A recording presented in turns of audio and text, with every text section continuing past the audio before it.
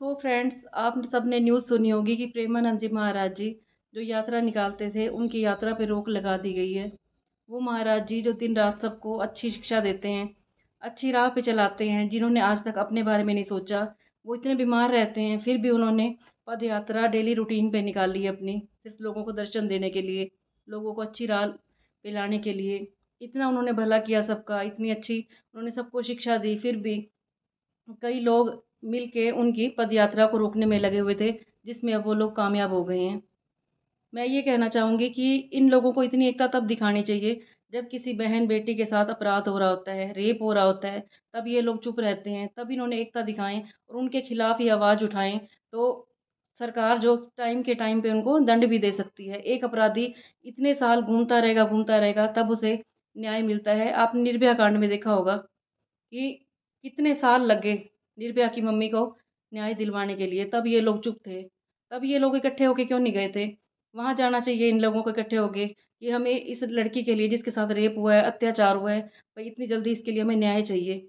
हमेशा एक अच्छे इंसान को ही क्यों परीक्षा देनी पड़ती है? तो प्रेमानंद जी महाराज जी हैं, वो यात्रा अपने लिए तो नहीं निकालते थे। वो चाहते तो अपने आश्रम में आराम कर सकते थे। वहाँ पे बैठ के वो भगवान की भक्ति कर सकते थे, सिर्फ़ लोगों को दर्शन देने के लिए। उनको ये लगता था भई लोग इतनी दूर-दूर से आते हैं, हमारे साथ भक्ति भाव में जुड़े हुए हैं। इतनी आस्था और श्रद्धा का ध्यान रखते हुए प्रेमानंद जी महाराज जी यात्रा निकालते थे।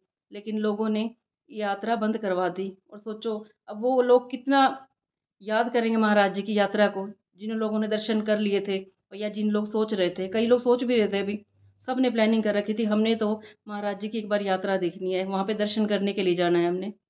तो इतनी लोगों की श्रद्धा को लोगों ने बिल्कुल ख़त्म कर दिया, जो लोग इतने विश्वास के साथ जाया करते थे। तो मैं उन लोगों से यही कहना चाहूँगी जो आपने इस काम में इतनी एकता दिखाई है, ये एकता आपने तब दिखानी थी जब किसी बेटी के साथ अपराध हो रहा था। हमेशा यही हुआ है, जब भी एक अच्छा इंसान धरती पे आया है, जिसने लोगों का भला किया है, उसी के खिलाफ ये दुनिया खड़ी हो जाती है।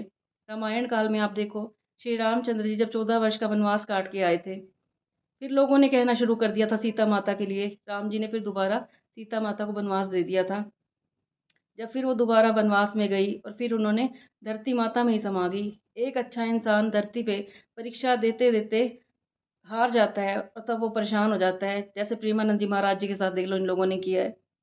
क्यों एक अच्छे इंसान को सारी ज़िंदगी प परीक्षाएँ ही देनी पड़ती हैं। इतनी एकता कई बार लोग अपने जब परिवार में किसी के साथ बुरा हो रहा होता है, तब भी ये लोग चुप रहते हैं। होता क्या है, एक परिवार में जो इंसान अच्छा होगा, जो सच्चाई का साथ देता होगा, जो अच्छे मार्ग पे चल रहा होगा, तो लोग उसका साथ नहीं देते, वो हमेशा अकेला खड़ा होता है। लेकिन सारे रिश्तेदार कहाँ किसके साथ होते हैं? जो लोग झूठ बोलते हैं, जिसके अंदर छल कपट होता है। आपने महाभारत काल में देख लो, पांडवों के साथ सिर्फ़ कृष्ण जी थे, क्योंकि पांडव सच्चे थे। तो हमेशा मैं तो ये सोचती हूँ कि जब इंसान सच्चा होता है, शुक्र है ये परमात्मा उसका साथ देता है, नहीं तो इस धरती पे लोग परमात्मा को समझते ही ना बिल्कुल भी, ये सोचते ही ना कि भगवान है या नहीं। तो प्रेमानंद जी महाराज जी के साथ अगर इन लोगों ने ये बुरा किया है, जो उनकी यात्रा रुकवा दिया है, लेकिन उनके साथ फिर भी इतनी दुनिया जुड़ी हुई है, हो सकता है फिर दोबारा ये यात्रा शुरू हो जाए और हम तो ये कहते हैं कि इनकी यात्रा शुरू हो जाए। क्योंकि जब भी एक इंसान सत्य की राह पे चलता है, अच्छे कर्म करता है, तो उसके खिलाफ दुनिया खड़ी होती ही है। महाभारत काल में भी यही हुआ था। जितने मर्ज़ी कौरव थे, उनके साथ सारे रिश्तेदार थे, लेकिन जीत किसकी हुई थी? जिसके साथ सत्य था, जिसके साथ कृष्ण जी थे। तो हमेशा यही होता है जब एक इंसान अच्छी राह पे चल रहा होता है, सबका भला कर रहा होता है, तो उसके खिलाफ ये दुनिया ऐसे ही खड़ी हो जाती है। तो इतनी एकता इनको तब दिखानी चाहिए, ताकि हमारे जो बहू-बेटी के साथ अपराध हो रहे हैं, इतने अन्याय हो रहे हैं, तो उनको साथ के साथ न्याय मिले। एक अच्छे इंसान को जब कोई उसके साथ बुराई जुड़ जाती है, तो उसके खिलाफ तो दुनिया खड़ी हो जाती है, लेकिन उसका साथ देने वाला कोई भी नहीं होता। अगर एक बेटी के साथ कहीं पे रेप हो रहा है, अपराध हो रहा है, अगर ये एकता हम तब दिखाते हैं, तो इस संसार में किसी बेटे के साथ अपराध नहीं होएगा जो हमारे यहाँ पे हो रहा है।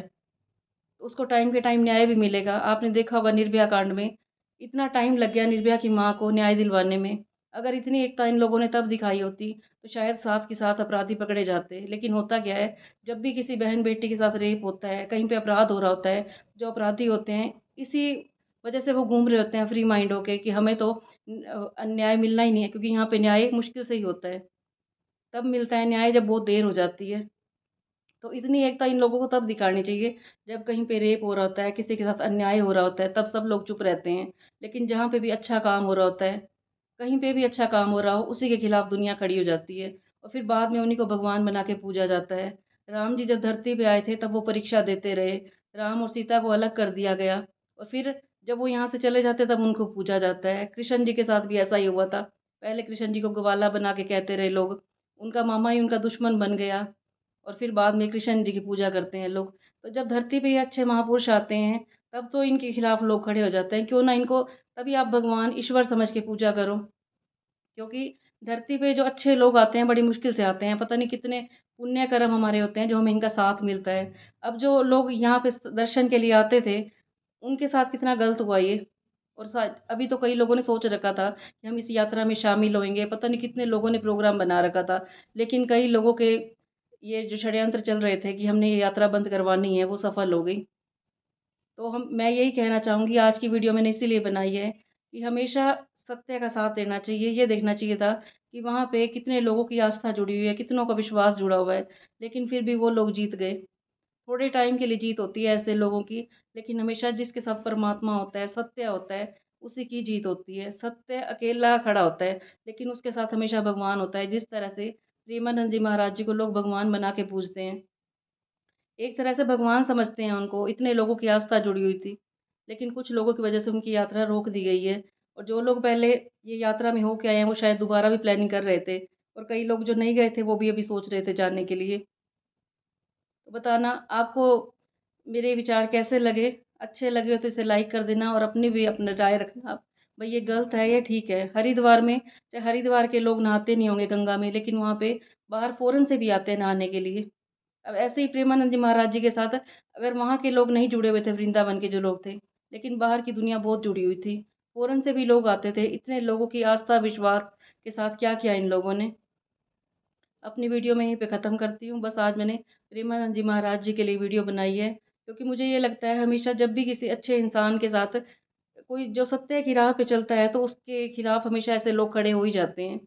जब भी कोई अच्छा इंसान होता है, जितनी बार धरती पे अच्छे लोग आए, चाहे वो राम जी थे, कृष्ण जी थे, प्रेमानंद जी महाराज जी हैं, और भी ऐसे बहुत लोग होंगे, तब तब उनके खिलाफ लोग खड़े हो जाते हैं और यही लोग बाद में उनको फिर भगवान बना के पूजते हैं। तो कल फिर मैं आऊँगी आपके पास एक और मोटिवेशनल वीडियो लेके। बताना आपको मेरे विचार कैसे लगे और अपने विचार भी आप ज़रूर लिखना कि ऐसा क्यों हुआ।